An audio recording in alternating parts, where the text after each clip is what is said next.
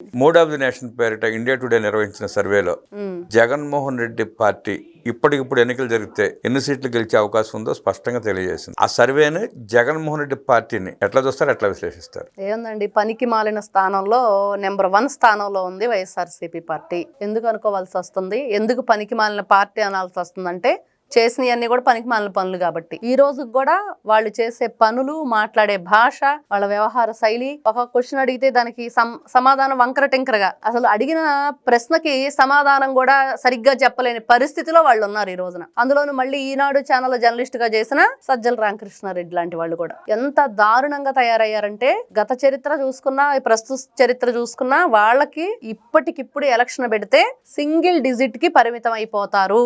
ఎక్కడ ఎవరు కూడా ప్రజలు ఈ రోజున వైఎస్ఆర్సీపీ పార్టీ గురించి కానీ జగన్మోహన్ రెడ్డి గారిని ఒక అభూత కల్పనలో వాళ్ళ కోటరీ పెడుతున్నారు. ఏంటంటే, నువ్వు లేకపోతే జనాలు అల్లాడిపోతున్నారయ్యా, మళ్ళీ నీ కోసం ఎదురు చూస్తున్నారని. అందుకనే పాపం పాదయాత్ర చేద్దాం అనుకుంటున్నాడు. అంటే జగన్మోహన్ రెడ్డిని కోటరీ పెడుతుందా, కోటరీని జగన్మోహన్ రెడ్డి పెడుతున్నాడా? కొన్ని విషయాల్లో ఈయన పెడతాడు, కొన్ని విషయాల్లో వాళ్ళు పెడతారు. అది సహజం. వాళ్ళు ఒకరినొకరు మోసం చేయటంలో వాళ్ళ లక్ష్యం ప్రజలను దోచుకోవడం, ఆ దోచుకుంటూ పంచుకోవడం. కొన్ని విషయాలు జగన్మోహన్ రెడ్డికి తెలియదని కోటరీ అనుకున్నది, కోటరీ కొన్ని విషయాలు తెలియకూడదని జగన్మోహన్ రెడ్డి అనుకుంటున్నాడు. ఏంటి ప్రధాన లక్ష్యం మీరంటున్నట్లుగా నిట్ట నిలువున ఆంధ్ర రాష్ట్రాన్ని దోచుకోవాలి. ఇంకా బ్యాలెన్స్ ఏముందో చూసి ఇప్పుడు మళ్ళీ పాదయాత్ర పెట్టి ఎక్కడెక్కడ స్థలాలు వదిలేసాం, ఎక్కడెక్కడ పొలాలు వదిలేసాం, అవి కూడా మన హస్తగతం చేసుకోవాలి అనేదే లక్ష్యంగా ఉన్నారు.